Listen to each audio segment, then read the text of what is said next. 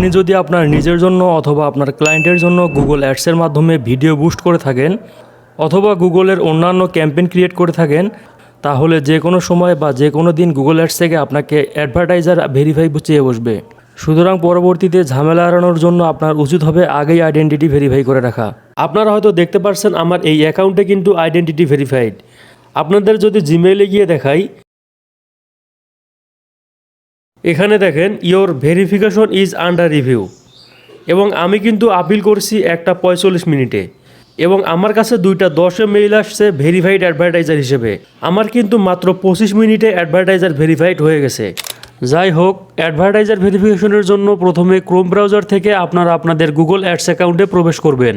এরপর বিলিং অপশনে ক্লিক করে এখান থেকে অ্যাডভার্টাইজার ভেরিফিকেশনে ক্লিক করবেন।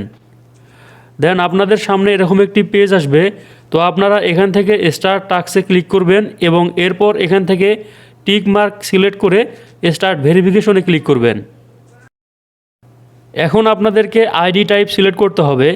এখানে মূলত driving licence, passport, national ID card এবং রেসিডেন্স পারমিট, এই 4 ধরনের অপশন থাকবে।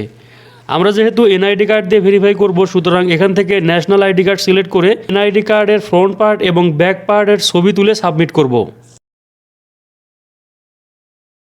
এখানে আপনারা চেষ্টা করবেন যে যার নামে পেমেন্ট মেথড এবং গুগল অ্যাডস অ্যাকাউন্ট তার আইডি কার্ড দেওয়ার জন্য।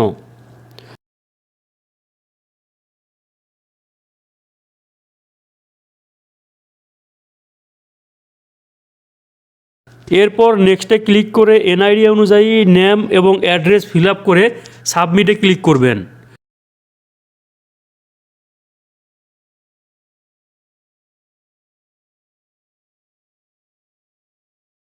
এরপর আবারও এখানে টিক দিয়ে স্টার্ট ভেরিফিকেশনে ক্লিক করে এখান থেকে নেক্সটে ক্লিক করবেন।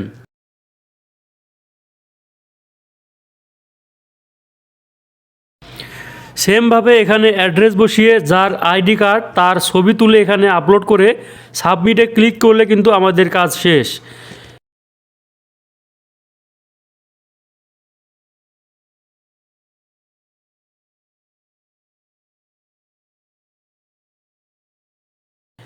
এখানে মূলত 3 থেকে 5 দিন সময়ের কথা বলে, তবে সর্বোচ্চ 1 ঘন্টা